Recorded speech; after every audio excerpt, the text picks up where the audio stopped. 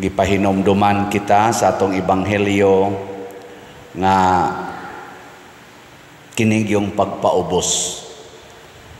Ang garbo mao gid nay makapaimpierno nato.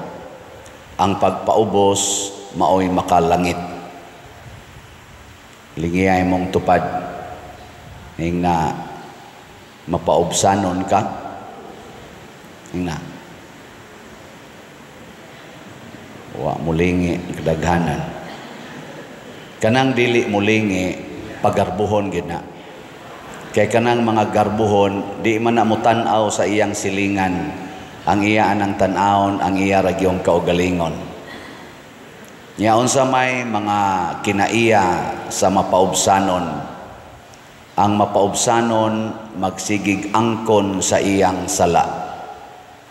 Ang mapahitason magsigig panaway sa sala sa iyang isig katao.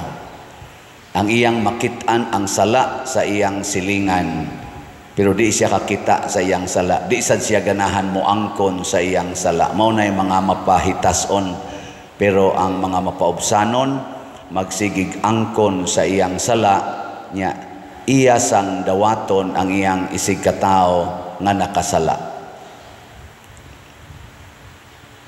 Saban, kinsay nakapasar ninyo.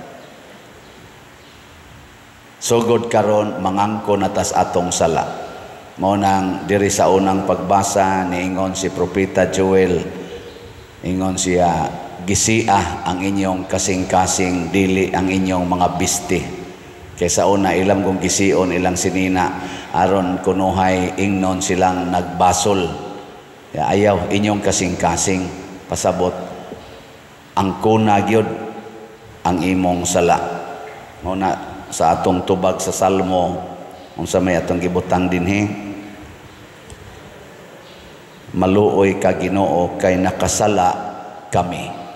Kami, kita, ana. Nya ikaduhang kalainan, ang mapaubsanon magsigig buhat og maayo, pero dili niya isangyaw. Ang iya ragyong kalipay ang pagbuhat og maayo, dili ang mga pagdaig sa iyang isig katao. Mao nay iyang kalipay. Magsige ra siya buhat, matud pa sa atong ebanghelyo, magbuhat sa tago. Mga maayong buhat nga dili niya isangyaw. Pero kining mga pagarbuhon, kining gakuas garbo, magsige na sila buhat og maayo aron daygon sa mga tao. Daygon. Ana. So kanang nagsigig pa colors buhok, kanang sigig pangiskis anang kilay, paputi anang naong, siging panumpay anang pilok, sumpayan ang kuko, siging terno-terno anang mga sinina, pakita-kita anang dughan, kanang mga abaga, mga puson, mga kigol. Unsa mo na sila? Gustong daygon o gusto nga magbuhat lag maayo niya way pagdaig? O kana, mo na nga ato na rong hunungon karong panahon sa Kwaresma. Hangtod gid na inig Black Saturday. So gikan karon hangtod gyud sa Black Saturday. Mo na nakita mo nito mga tarpaulin gipamutang des daplin. Naa diha ang formula sa atong Ash Wednesday. Ang kanang naas babawng gagmay naa diha ang repent and believe the gospel. Pagbasol og tuohi ang ebanghelyo. Nya kanang naang dagko-dagko nas ubos gipaduol-duol na nato aron daling mabasa. Naa say gibutang diha nga remember that you are dust, and to dust you shall return.